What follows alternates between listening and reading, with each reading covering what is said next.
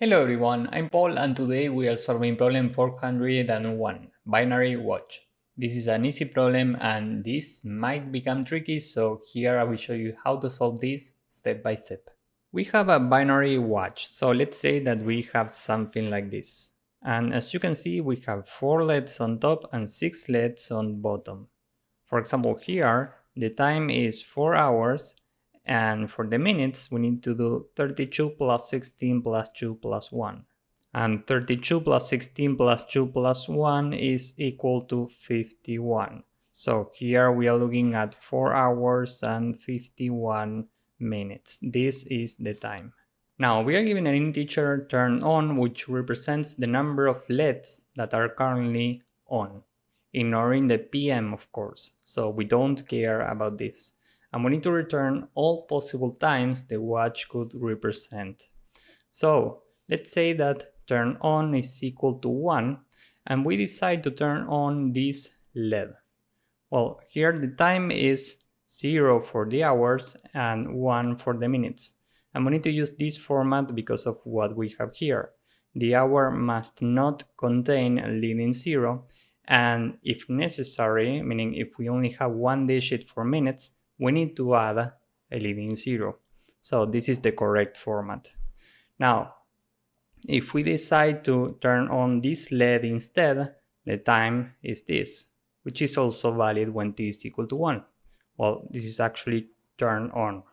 If we decide to turn this LED on, the time is 0 hours and 4 minutes. For this, it's 0 hours and 8 minutes, and so on. So if we only have one available LED, we return this array because these are all the valid times.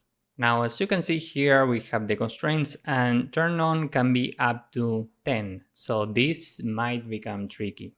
Now, each LED corresponds to a bit. For example, if we are looking this from right to left, position number 0 corresponds to 2 to the power of 0 because these are binary numbers. Position number 1 is 2 to the power of 1, then we have 2 to the power of 2, and so on.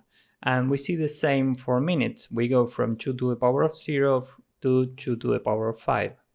My first intuition here was to use backtracking. Why? Well, because we only have 4 LEDs for hours and 6 for minutes. So we have 10 LEDs in total. And backtracking runs in 2 to the power of n, and here n is 10. And this is a relatively small number, so this works. Now, for each scenario, we are checking if the amount of set bits, meaning bits that are 1, is equal to the variable that we are given, turn on. Let's say that this is equal to 3, and currently we have this hour and these 2 LEDs for minutes. Here we have 3 LEDs in total, which is equal to t, so we are good to go. We can add this time to the result. And we can repeat the same for every possible scenario. From every combination of hours, we are trying every possible combination of minutes. As you may guess, this could be tricky to implement, especially for an easy problem. So what we can do instead is the following. The main observation here is that even though we only have 4 LEDs for hours and 6 for minutes, we can build any possible time. Why? Well, because these are bits. And remember how bits work. Let's say that we want to build 0 hours and 1 minute. We can take only this LED. For 2 minutes, we can take only this. For 3, we can take these 2. For 5, for example, we can take this and this. And now you get the idea. We can build any possible time, including hours from 0 to 11 and minutes from 0 to 59. This means that we can iterate every possible pair of hours and minutes, and whenever we find a time with a total amount of set bits that's equal to what we have in turn on, we add the corresponding time to the result. So let's say that turn on is equal to 3, and we are iterating every combination of hours and minutes. So let's say that right now we are trying 2 hours and 3 minutes. Okay, we are here. And now we are checking what's the amount of set bits in this time. How do we do this? Well, For the hours, we have a 2, we can take only one LED. And for minutes, we have a 3, and we can form this 3 with 2 plus 1. So we have 2 set bits for the minutes, meaning bits that are 1, and 1 set bit for the hours. We have 3 set bits in total, so we add this time to the final result. And now I think that you get the idea. We are iterating every pair of hours and minutes, we are counting the amount of set bits, and if this is equal to what we have in turn on, we add the corresponding time to our result, and finally we return the corresponding array. And this is way more simple than implementing a traditional backtracking approach, which you can try to implement if you want. I did it myself and it works. So with this in mind, now let's see how to code this up. The result is initially an empty array, and now we need to iterate every combination of hours and minutes. So for H in range 12, for M in range 60. And now we're checking if the amount of set bits in the current time is exactly equal to turn on, well, we can add the current time to the result. So how do we get the amount of set bits in the current time? For this, we can use a Python function which is bit count. And this will tell us what's the amount of bits that are 1 in any number. So we can say if h.bitCount plus m.bitCount is exactly equal to turn on, we add this time to the result.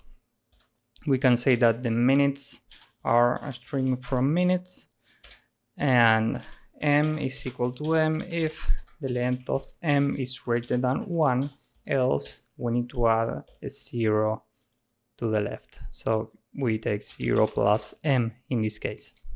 And every time we add to the result a string of h plus colon plus m. And finally we can just return result. So let's submit this and see if it works. As you can see, this works and it's very efficient. And in case you want to know how this function works, we can build something similar up here. We can call this bit count, and this takes some number n, and we can say that the result is initially 0. While we have n, we add to the result a 1 only if n modulo 2 is equal to 1, meaning if the rightmost bit, meaning the least significant bit, is a 1. In this case, we add 1 to the result, and every time we want to remove the rightmost bit, we do this by taking n divided 2. And finally we can return result, and now we can use this function down here. Here we take h, and here we take m. So let's submit this just to show you that this also works. As you can see, this also works and it's very efficient. Here time complexity is big O of 1 because this nested for loop runs in constant time. Each of these function calls runs in log n time complexity, but here n is a constant number, so this entire thing runs in big O of 1. And space complexity is big O of n, where n is the amount of valid times, because we need to return this array with the result. This is it for this problem, so if you found this useful, please drop a like, subscribe, and see you in the next one. Bye bye.